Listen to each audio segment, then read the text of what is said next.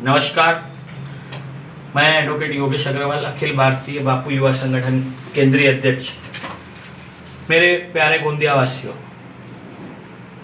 विगत दिनों में कोरोना महामारी का एक संकट हमारे ऊपर चल रहा है, जिसके अंतर्गत हमारे देश के माननीय प्रधानमंत्री जी और हमारे राज्य के माननीय मुख्यमंत्री जी ने एक निर्णय लेकर के हमें लॉकडाउन होने का आदेश दिया है, जिसके अंतर्गत आज तक के हम लॉकडाउन के रूप में चल रहे हैं।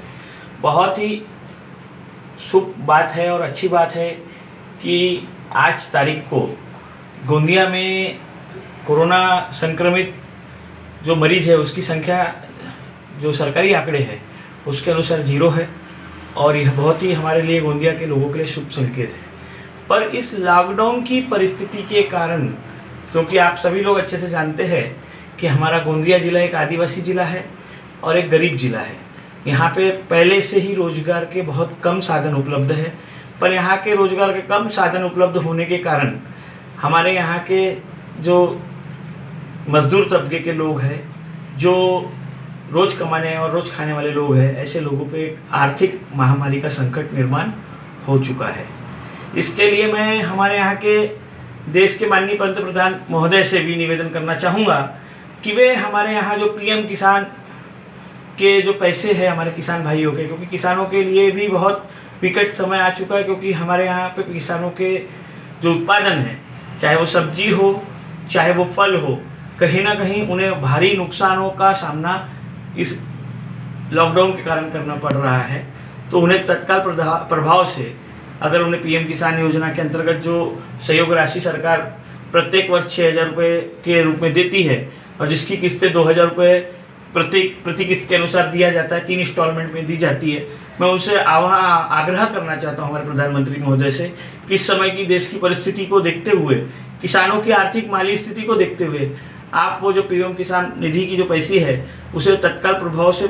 पूर्ण वर्ष के 6,000 रुपये हमारे किसानों को अगर प्रदान करेंगे तो उनके लिए थोड़ा सा आर्थिक राहत का वह निधि कार्य करेगी। मैं देख रहा हूँ कि वहाँ राज्य सरकारें बहुत ही अच्छे स्तर पर कार्य कर रही है। महाराष्ट्र की सरकार ने जिस प्रकार से अन्न धान्य का पुरवठा किया है वह बहुत एक अतुलनीय है कि प्रत्येक परिवार तक के अन्न धान्य पहुँचना चाहिए। राज्य सरकार का संकल्पना थी, जिसके अंतर्गत बहुत सारे लोगों तक के अनाज पहुँच चुका है। पर अभी थोड़ी सी जो परिस्थिति निर्माण हुई है, जिस प्रकार से राज्य सरकार के अंतर्गत केसरी कार्ड धारक जो लोग हैं उन्हें अभी राशन प्राप्त नहीं हो पाया है, तो मैं माननीय मुख्यमंत्री महोदय और हमारे अन्य नागरिक पुरवठा मंत्री जो है राज्य सरकार के, उनसे भी एक निवेदन करना चाहूँगा कि वह हमारे यहाँ के जो इस कोरोना महामारी में लॉकडाउन के कारण जो हमारे एपीएल के धारक हैं, उनके यहाँ पे जो अन्न का टुटोड़ा की स्थिति निर्माण हुई है उसे रोकने के लिए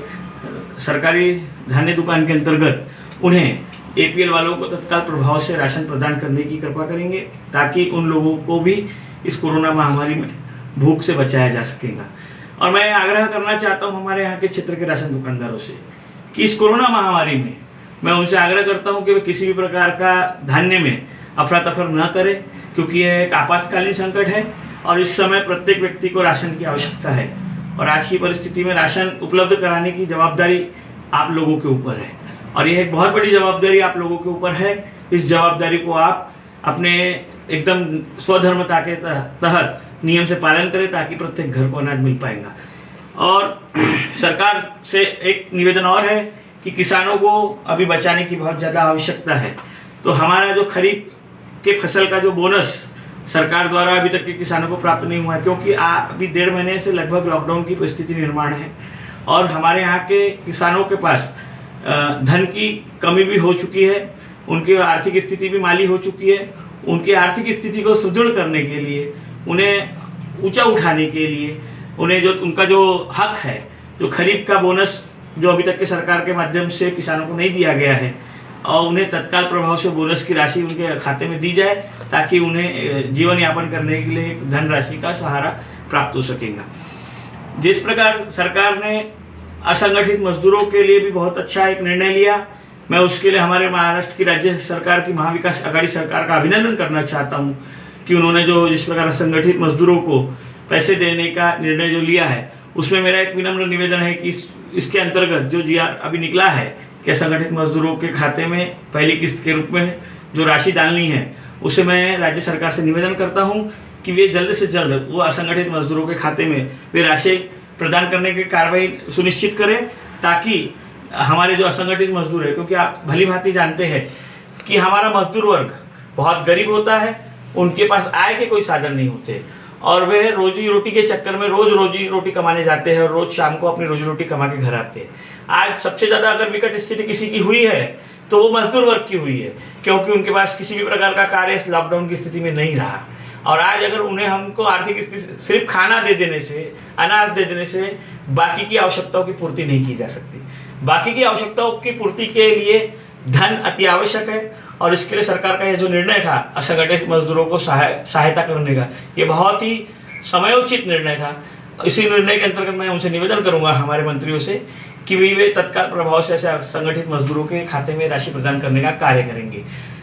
आज इस लॉकडाउन की परिस्थिति में मैं आप लोगों का ध्यान आकर्षण उस वर्ग की तरफ भी करना चाहता हूँ जो वर्ग बहुत ज़्यादा बुरी तरह प्रभावित हुआ है। आप जानते हो दोस्तों, भली भांति तरीके से आप जानते हैं कि आज जिस प्रकार का रोजी रोटी कमाने के लिए एक ठेला चलाने वाला, रिक्शा चलाने वाला, काली पीली टैक्सी चलाने वाला, इस प्रकार का एक बहुत बड़ा वर्ग है जो रोज कमाने का कार्य करता था, पर वो लॉकडाउन की स्थिति में उनके घर के अंतर्गत रोजी रोटी में बहुत बड़ा प्रभाव पड़ा है। मैं सरकार से निवेदन करना चाहता हूँ, ऐसे लोग जो रोज कमाने का कार्य करते थे, ऐसे लोगों पे, उनके परिवारों पर बहुत बुरा असर हुआ है। मैं केंद्र सरकार से निवेदन करना चाहूँगा कि ऐसे लोगों को जो इस प्रकार के कार्य करते थे, उन्हें बेरोजगारी भत्ते के अंतर्गत 2000 रुपये प्रति व्यक्ति, प्रति बेरोजगार को देने के लिए कोई योजना सुनिश्चित करें,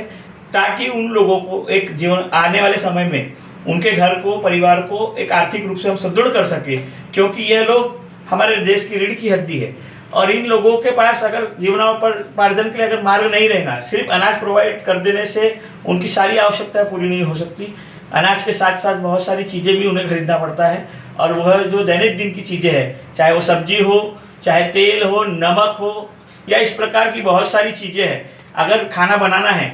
तो मात्र चावल से खाना नहीं बन सकता, उसके लिए चूल्हे और लकड़ी की भी आवश्यकता होती है और लकड़ी और ईंधन की आवश्यकता होती है और उसको ईंधन के लिए हमको पैसा देना पड़ता है। ऐसे कई प्रकार की चीज़ें मैं निवेदन करना चाहूँगा कि ऐसे लोगों को 2000 रुपये प्रति व्यक्ति भत्ता देने का कार्य केंद्र सरकार करे, ताकि हमारे कोरोना महामारी में जो हमारे देश के एक बहुत बड़ा वर्ग जो आर्थिक संकट से जूझ रहा है, उसे उभारने का कार्य किया जा सकेगा। इस प्रकार से मैं अपील करना चाहता हूँ कि और पुनश्च एक बार हमारे क्षेत्र के लोगों से, नागरिकों से मेरी अपील है कि घर में रहे, स्वस्थ रहे, मस्त रहे, बाहर ना निकले। धन्यवाद। जय हिंद, जय भारत।